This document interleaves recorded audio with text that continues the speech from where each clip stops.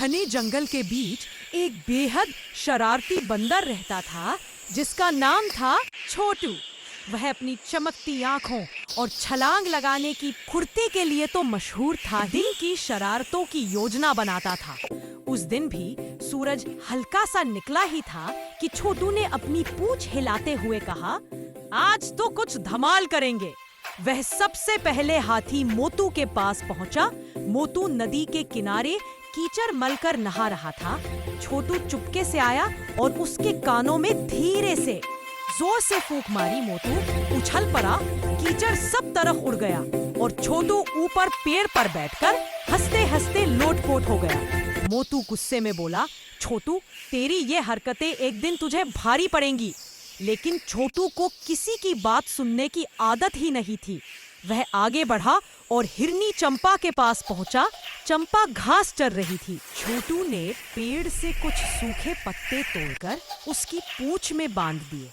चंपा को लगा कोई कीड़ा चढ़ गया है। वह दाएं बाएं उछलने लगी और छोटू पेड़ से पेड़ झूलता हुआ हंसी उड़ाता रहा। आगे जाकर उसने तोते टिंकू की नकल उतारना शुरू कर दिया। टिंकू बोलता एक तो छोटू बोलता दो और दोनों की आवाजें मिलकर ऐसा शोर मचाती कि बाकी पक्षी परेशान हो गए। तभी जंगल में बाड़े से आया किसान लक्ष्मण अपनी गाड़ी रोककर फलों की टोकरियां रख रहा था। छोटू चुपके से नीचे आया और एक पूरी टोकरी केले की उठाकर पेड़ पर चढ़ गया और पेड़ के सबसे ऊपर बैठकर आराम से खाने लगा किसान नीचे से चिल्लाता रह गया कि अरे मेरे केले लौटाओ।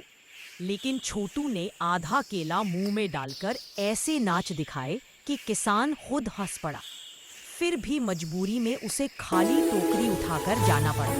छोटू ने मन में सोचा, आज तो मजा आ रहा है, लेकिन अभी तो दिन शुरू हुआ है। आगे उसने देखा कि जंगल के कोने में कछुआ धीमा चल रहा है।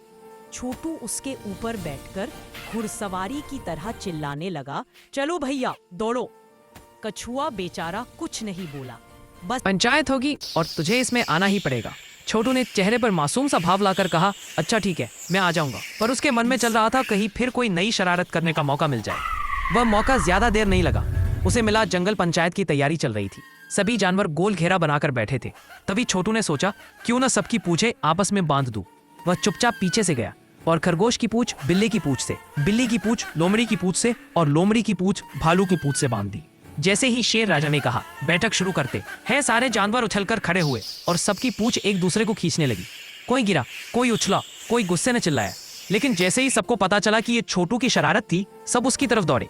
छोटू भागा, लेकिन इतना हंस रहा था कि गिरते गिरते बचा। तभी जंगल के बीच एक बड़ा पेड़ दिखाई दिया जिसके ऊपर शहद का विशाल छत्ता था।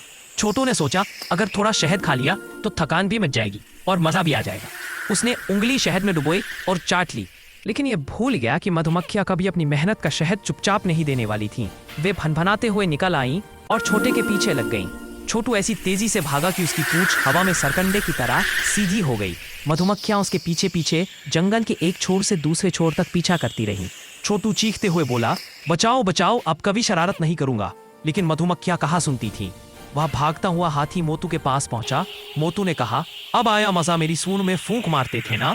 छोटू बोला, मोतू भैया माफ कर दो, वरना ये मधुमक्खियां मुझे गोभी जैसा बना देंगी। मोतू को छोटू पर दया आ गई।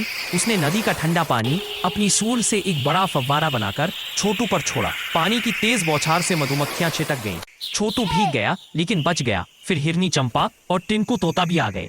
सबने मिलकर छोटू पर हल्की फुल्की धूल ढारी ताकि मधुमक्खियां उसकी गंध भूल जाए। छोटू जमीन पर बैठा हाफता रहा और बोला, दोस्तों मैं सच में अब से ज्यादा शरारत नहीं करूंगा।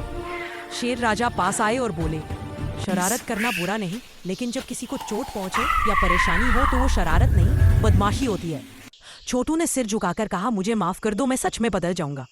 उस दिन के बाद छोटू ने अपनी ऊर्जा काम की चीजों में लगानी शुरू कर दी।